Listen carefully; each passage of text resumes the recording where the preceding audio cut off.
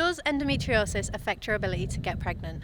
Whilst endometriosis does not directly cause infertility, there is an association with fertility problems.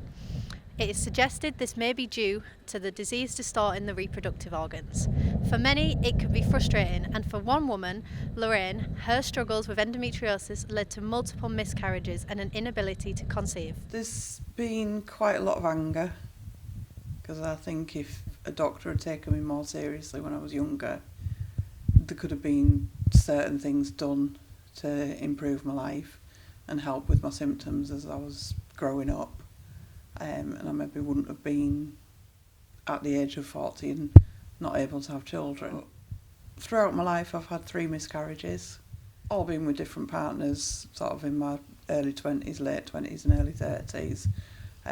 But the doctors have always said, they're too far apart to sort of link them together and look for any common denominator in them. So they've just put it down to pure unluckiness, not like it's just a coincidence. And it's been quite frustrating because it's caused stress on my relationships. When you're with somebody and you're suffering with pain and heavy bleeding and frustrations of not being able to conceive, it has a reflection on your relationship, and you think, is it me, am I the problem? And they're thinking, am I the problem? And there's just a strain there because they don't understand what you're going through. After my last miscarriage, I saw a doctor, and I was trying to explain to her about the problems I'd had conceiving and the miscarriages I'd had in the past, and about my periods and about them being really heavy and painful and irregular and not being able to track my cycle. And she literally turned around and said, well, if you have a baby, that'll take away all your womb lining and clear everything out and you can basically start from scratch. And I was like, what? I was like, am I actually hearing this right?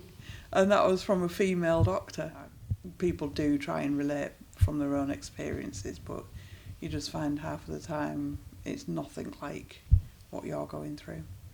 Miscarriage occurs in 1 in 5 pregnancies, and for those with endometriosis, the risk increases to 1 in 4. For many women, becoming a mother is something that is dreamt about. For those with endometriosis who do experience fertility issues, a proportion will get pregnant with medical assistance, which is something a lot of doctors are pleased to see. When I'm hearing that they feel so much better and they're getting their life back, that's really lovely to hear. But also sometimes at that 3-month point post-op, or even sometimes 5 or 6 months down the line, hearing that they've been able to be pregnant and have a baby is lovely to hear, really lovely.